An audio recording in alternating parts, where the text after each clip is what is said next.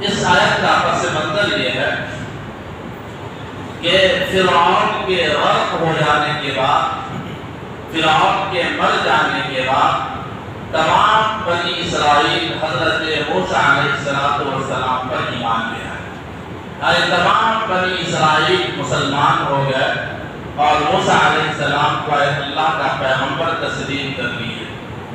اس کے بعد موسیٰ علیہ السلام نے ان قوم سے کہا کہ ہم لوگ اطمینان ہو گئے ہیں، اطمینان سکون کی زندگی گزار رہے ہیں، چنانچہ اللہ کے حکم سے ہم لوگ ملک شام پر جو ہمارا اصل وطن ہے اس کو حاصل کرنے کی کوشش کرتے ہیں۔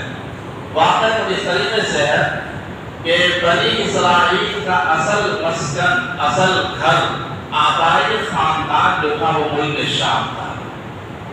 ملک شام میں لوگ رہا کرتے تھے۔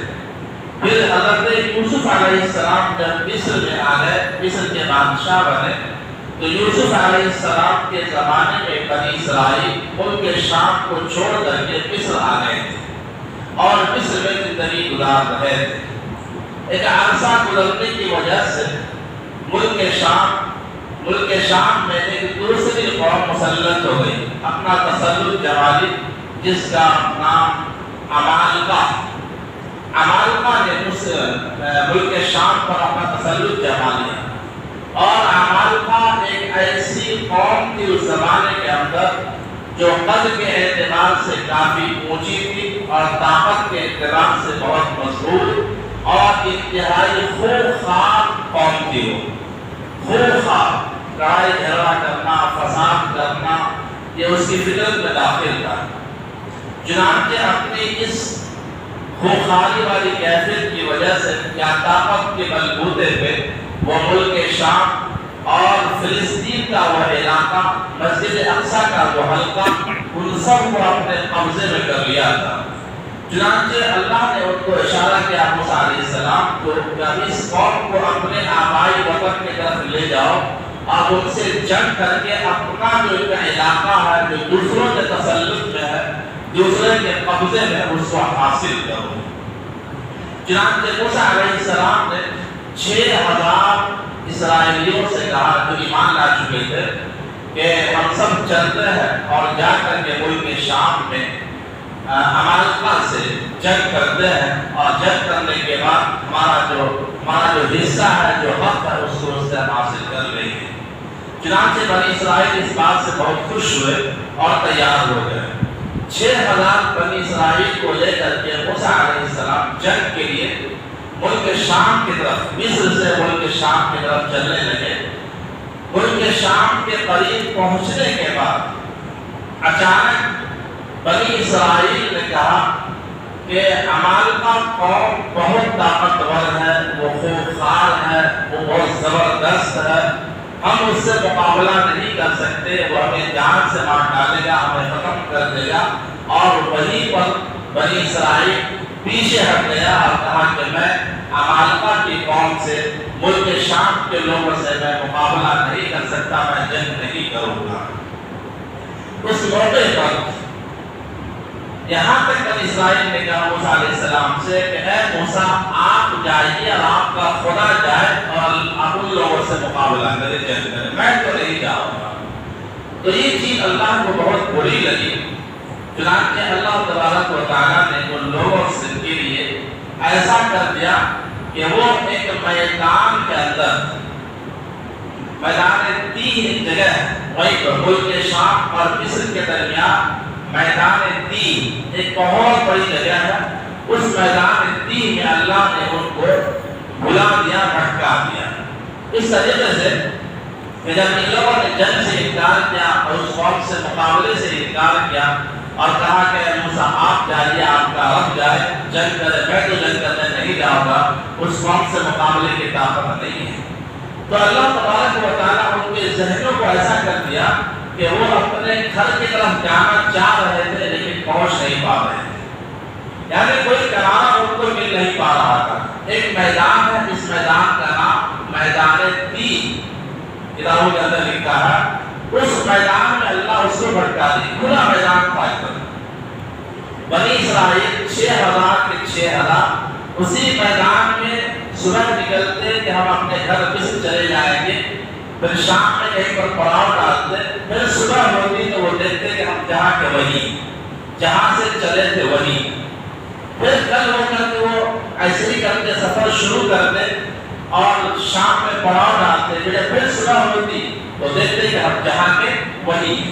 اللہ نے ان پر یہ عذاب مسلط کر دیا تھا اور تقریباً یہ عذاب 40 سال تک رہا، یعنی 40 سال تک وہ مصر کا منہ نہیں دیکھ پائے۔ اور تفسیر کے اندر لکھا ہے کہ وہ جو میدان تی ہے اس کی مسافت بمشکل 10 میل، 10 میل میں سمجھتا ہوں کہ آج کے کلومیٹر کے حساب سے 10 سے 15 کلومیٹر ہوگا، تو کتاب میں 10 میل لکھا ہوا، 10 میل کی مسافت میں وہ بھٹک رہے تھے، ان کو کوئی راستہ نہیں مل رہا، صبح سے یہاں سے نکلے وہاں گئے، رات میں اور گزارا، پھر یاد آ کہ کل صبح میں اور آگے بڑھ جائیں گے، پھر دیکھا کہ جہاں کے وہیں پہنچے ہوئے، اب وہ پریشان ہوئے۔ یہ اللہ کا عذاب تھا ان کے اوپر، کیونکہ جنگ سے پیچھے ہٹ گئے تھے آئے موقع پہ، تو اللہ نے ان کو عذاب کی صورت میں دے دیا کہ وہ بھٹکتے رہے، پریشان حال بدحال اسی 10 میل میں چکر لگاتے رہے۔ پھر ان کو اس کے بعد بھوک لگی، اور وہ جگہ ایسی تھی کہ وہاں پہ نہ کوئی مکان تھا، نہ کوئی درخت تھا، نہ سائے کے لیے کوئی چیز تھی، نہ کھانے کی کوئی چیز، نہ پینے کا پانی۔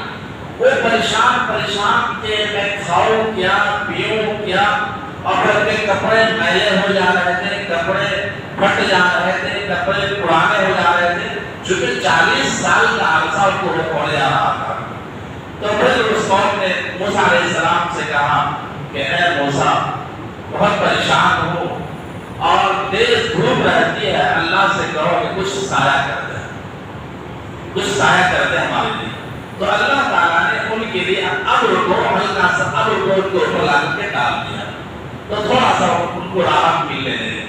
پھر رات کی تاریکی میں اندھیرا کوئی روشنی نہیں، تو اس نے کہا کہ اے موسیٰ علیہ السلام، اللہ سے کہو تھوڑی سی روشنی ہمیں عطا کر دے۔ تو اللہ تعالیٰ یہ دعا میں قبول کی، موسیٰ علیہ السلام کیا تھوڑی سی روشنی ان کو عطا کر دی۔ اس کے بعد پھر کہا کہ اے موسیٰ، بھوک لگتی ہے، کھانے کو کچھ نہیں ہے۔ تو اللہ سے دعا کیا کہ اللہ یہ قوم کھانا مانگ رہی ہے، تو اللہ نے ان کے لیے من اور سلوہ یہ 2 چیزیں کھانے کے لیے اتار دی۔ من کہتے ہیں ایک ایسی چیز کو جو میٹھی چیز ہوتی ہے، تو اللہ تعالیٰ اس کو شبنم کے طریقے سے کسی پتے پر اس کو گراتے تھے۔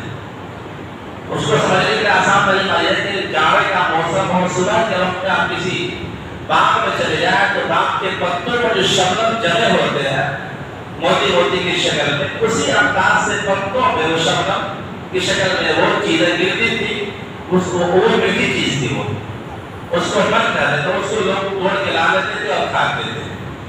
ایسے ہی سلوہ پٹیل جیسا ایک پرندہ تھا، پٹیل جو پرندہ رہتا ہوا، پٹیل کے معنی ایک پرندہ ہوتا تھا جو پرندہ بھاگتا نہیں تھا، اللہ اس کو اتار دیے وہ آسانی سے اس کو پکڑ لیتا اور اس کو ذبح کر کے اس کے چمڑے نکال دیتا اور کھا لیتا، یعنی اس کو پکانے کی ضرورت نہیں پڑتی تھی، یعنی تیار شدہ اس کو آپ دے دیجیے اور توڑ کے اس کو ذبح کر کے کھا لیجیے۔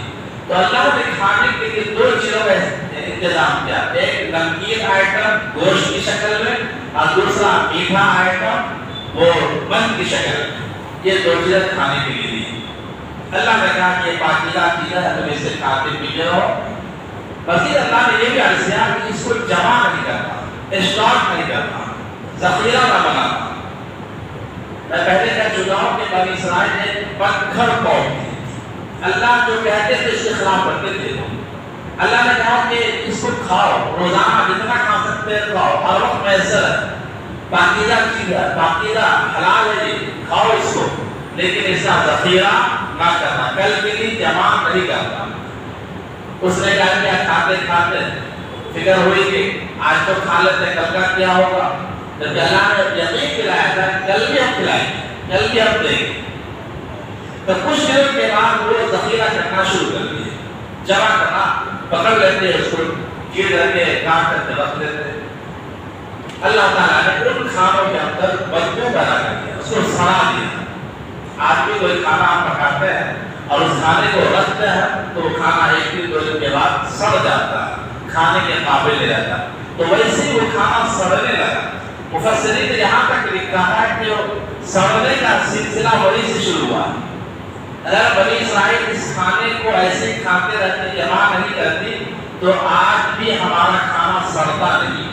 ہم جو کھانا پکا کے رکھتے تھے وہی ہم کھا سکتے تھے، لیکن بنی اسرائیل کی شرط کی وجہ سے اللہ نے اپنے کھانوں کو سڑا دیا اور کھانے کے قابل نہیں رکھا۔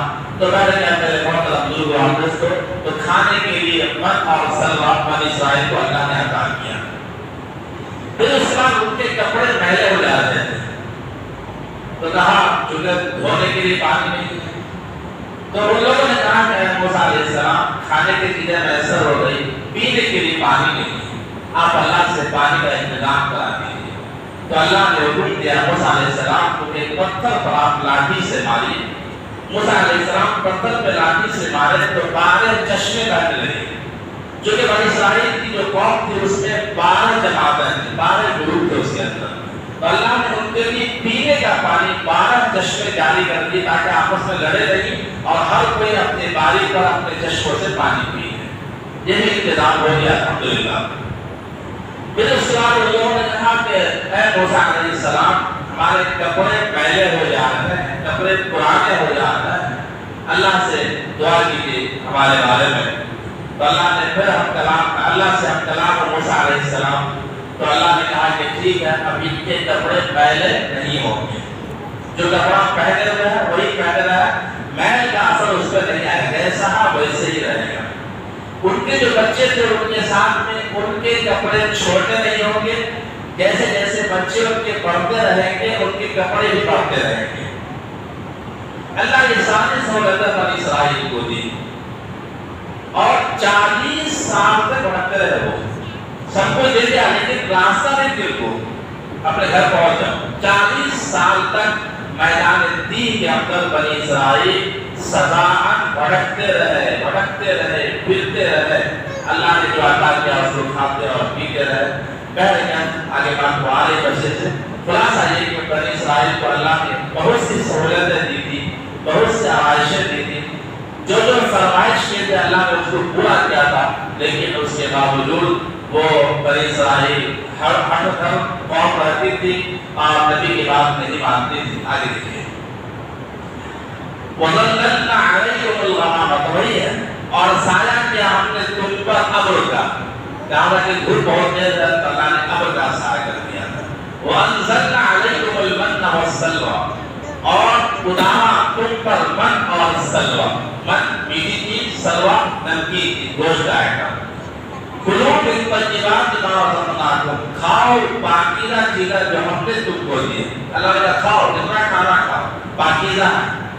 وما ظلمونا ولكن كانوا انفسهم يظلمون، اور انہوں نے ہمارا کچھ نقصان نہ کیا بلکہ اپنا ہی نقصان کرتے رہے۔ یعنی اللہ نے کہا کہ تم اس کو جمع نہیں کرنا، کو جمع کر کے اپنا نقصان کر دیے۔ اس کے بعد کیا ہوا کہ اللہ نے 40 سال مکمل ہونے کے بعد اللہ نے بنی اسرائیل سے کہا کہ تم اس شہر سے نکل کے دوسرے شہر میں چلے جاؤ، اور جب اس شہر کے اندر جاؤ تو جاتے ہوئے ایک لفظ اللہ نے کو سکھایا تھا کہ حطۃ کہتے ہوئے جانا۔ حطۃ کے معنی توبہ توبہ توبہ توبہ، یعنی 40 سال بھٹکتے رہے، 40 سال کے بعد اللہ نے کہا کہ تم اس شہر میں داخل ہو جاؤ۔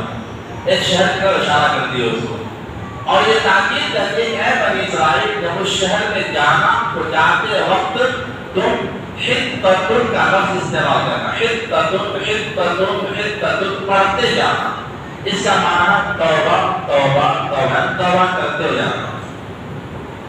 یہ قوم ایسی تھی کہ اس لفظ کو بدل دی اور حطۃ کے بجائے حنطۃ پڑھنے لگی، حنطۃ، اور حنطۃ کے معنی آتے ہیں روٹی کھانا، روٹی چاول دال یعنی کھانے کی ایسی چیز طلب کر رہے تھے. اللہ کہا کہ توبہ کرتے ہوئے جاؤ. لیکن کیا کرا کہ نہیں، اب یہ کھانا جو آپ دے رہے تھے من اور سلوا اس سے میرا من بڑھ گیا ہے، اب کھانے کا جی نہیں چاہتا، تو اب مجھے روٹی چاہیے، گیہوں چاہیے، دال چاہیے. ہنتت اللہ نے کہا ہنتت روکا ہے، ہنتت تو بالکل معنی بدل گیا. تو اللہ پھر اس میں خفا ہوئے. دیکھیے ترجمہ اس کا، وَإِذْ قُلْنَا ادْخُلُوا هَٰذِهِ الْقَرْيَةَ فَكُلُوا مِنْهَا حَيْثُ شِئْتُمْ رَغَدًا. اور جب ہم نے کہا کہ داخل ہو اس شہر میں اور کھاتے پھرو اس میں جہاں چاہو فراغت سے، اور وَادْخُلُوا الْبَابَ سُجَّدًا وَقُولُوا حِطَّةٌ، اور داخل ہو دروازے میں سجدہ کرتے ہوئے جھکتے ہوئے. چونکہ جس شہر میں داخل ہونا تھا اس شہر میں کمان گیٹ پڑا ہوا تھا، جب اس گیٹ سے داخل ہو تو تم جھک کر کے جھک جانا، دروازے میں سجدہ کرتے ہوئے، اور کہتے جاؤ وقول حطۃ، اور کہتے جاؤ بخش دے، تو معاف کر دے، پڑھ کر دے. حطۃ اللہ کا کہتے جاؤ بخش دے، حطۃ معاف کر دے، حطۃ تو معاف کر دیں گے ہم تمہارے قصور، اور زیادہ دیں گے نیکی والوں کو. وَسَنَزِيدُ الْمُحْسِنِينَ، اور زیادہ دیں گے نیکی والوں کو. تو اللہ نے کہا کہ جھک کر کے جاؤ اور حطۃ کہتے جاؤ. یہاں الٹا کر دی، حطۃ کی جگہ حطۃ. فرمائش کرتی کھانے پینے کی چیزیں ہم کو چاہیے. فَبَدَّلَ الَّذِينَ ظَلَمُوا قَوْلًا غَيْرَ الَّذِي قِيلَ لَهُمْ فَأَنزَلْنَا عَلَى الَّذِينَ ظَلَمُوا رِجْزًا مِّنَ السَّمَاءِ بِمَا كَانُوا يَفْسُقُونَ. پھر بدل ڈالا ظالموں نے بات کو خلاف اس کے کہ جو کہہ دی گئی تھی، یعنی ہم نے جو کہا تھا اس کے خلاف وہ بول رہے تھے. ان سے پھر اتارا ہم نے ظالموں پر عذاب آسمان سے ان کی عدول حکمی کی وجہ سے. اس کے بعد جاؤ، جب اللہ نے کہا کہ شہر میں داخل ہو جاؤ اور حطۃ کہتے ہو جاؤ، جس کو بدل دیا تو اللہ کو کافی غصہ آیا. اللہ نے اس پر عذاب کو نازل